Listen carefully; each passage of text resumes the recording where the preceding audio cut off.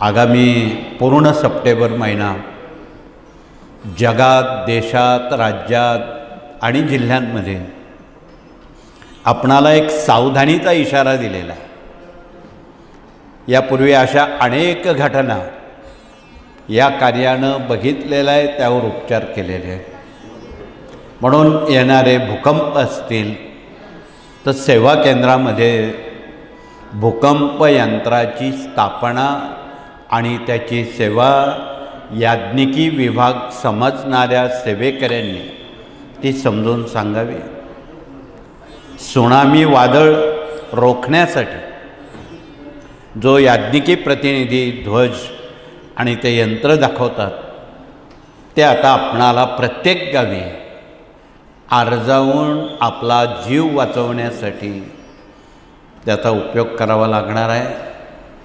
जगात आणि देशामध्ये भविष्यकाळात आणि या महिन्यामध्ये सगळ्या दुर्घटनाच दिलेल्या आहेत, एकही चांगली घटना दिलेली नाही।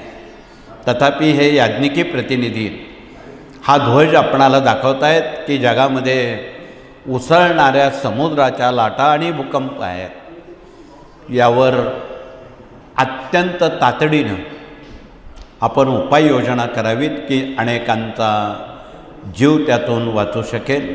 म्हणून हा मारुती ध्वज आहे, हा आपण मारुती मंदिरात लावावा किंवा सार्वजनिक ठिकाणी लावावा तथा केंद्रात लावावा आणि केंद्रात सेवेकऱ्यांसह भाविकांनी आणि अखिल मानवजातीनं त्याखाली बसून लांगुल अस्त्र किंवा आपल्या हनुमान चालिसा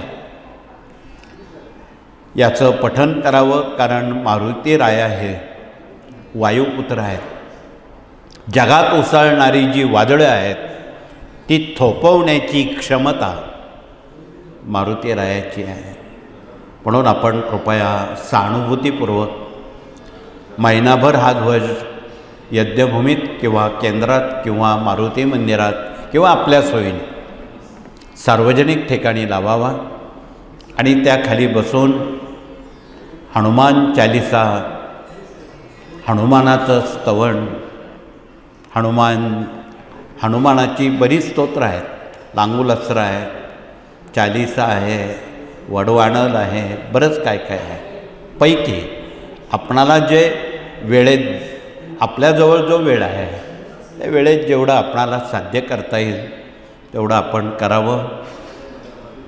ज्या गावी केंद्र नाही त्या गावी भूकंप होऊ नये म्हणून या यंत्राची आपण कृपया आमच्या याज्ञिकींनी स्थापना करावी, म्हणजे त्या गावावर हे अरिष्ट येणार नाहीत।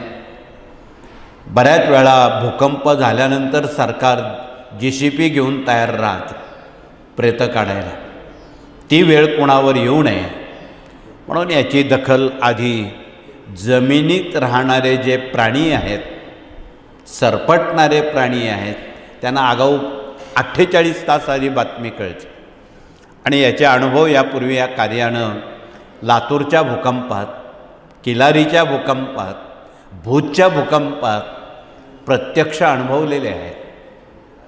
ज्यावेळी किलारीला भूकंप झाला त्यावेळी 2 दिवस आधी रोज कावळे रात्रभर ओरडायचे। कावळा रात्री ओरडत नाही, त्याला रात्री दिसत नाही। का ओरडतो याचा भावार्थ आपण समजून घेणं आवश्यक आहे। उंदीर, घूस, सर्प हे एवढे भेदरलेले होते की ज्या जागेत ते राहतात तिथून ते पळून गेले घाबऱ्या आणि सुरक्षित ठिकाणी ते थांबले, कारण त्यांच्या श्वासोच्छ्वासाच्या क्रियेमध्ये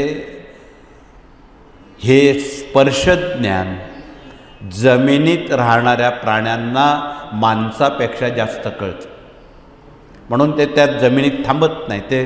आणि तुम्ही बघितलं असेल जेवढे आजपर्यंत भूकंप झाले त्यात एखादा उंदीर मेला का, एखादा सर्प मेला का, एखादा घूस मेला का, तथा जमिनीत राहणारा प्राणी त्यात सापडला का?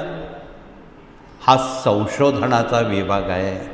म्हणून आपणाला अत्यंत कळकळीनं सांगणं आहे की आगामी काळ हा धोक्याचा बावटा लागलेला आहे आणि यामध्ये आपल्या देशवासियांचं आणि जगात असणाऱ्या सर्व भारतीयांचं त्या त्या प्रांतामध्ये त्या त्या देशामध्ये त्यांचं संरक्षण व्हावं हा त्यामागचा मसुदा आत्ता गुरुजींना आम्ही वाचायला लावला. म्हणून तो सहानुभूतीपूर्वक आपण समजून घ्यावा आणि आवश्यकतेनुसार या कार्यानं या घटना होणार आहेत हे काही वर्षापूर्वीच सांगितलेलं होतं आणि त्यावर उपाय दिलेले होते.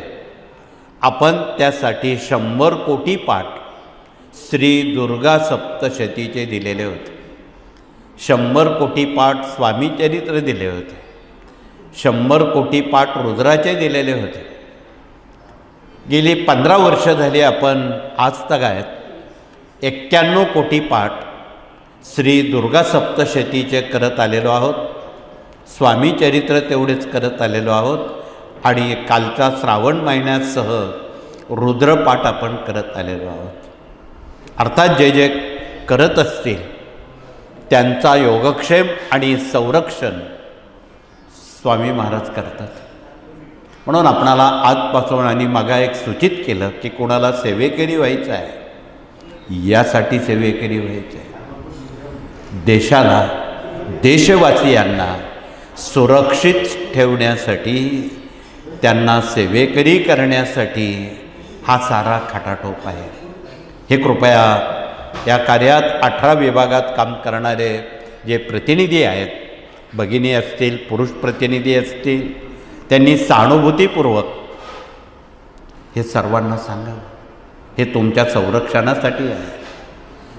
हे कुणाचा मोठेपणा मिरवण्यासाठी नाही. आम्ही आहो स्वामी भक्त मिरवू नये लोकात यासाठी नाही. म्हणून आपणाला कळकळीच्या सूचना आहेत आणि या सूचनांचं कृपया आपण वैयक्तिक सामुदायिक स्तरावर याचं काटेकोरपणानं अंमलबजावणी करावी हे कळकळीचं आवाहन. तथापि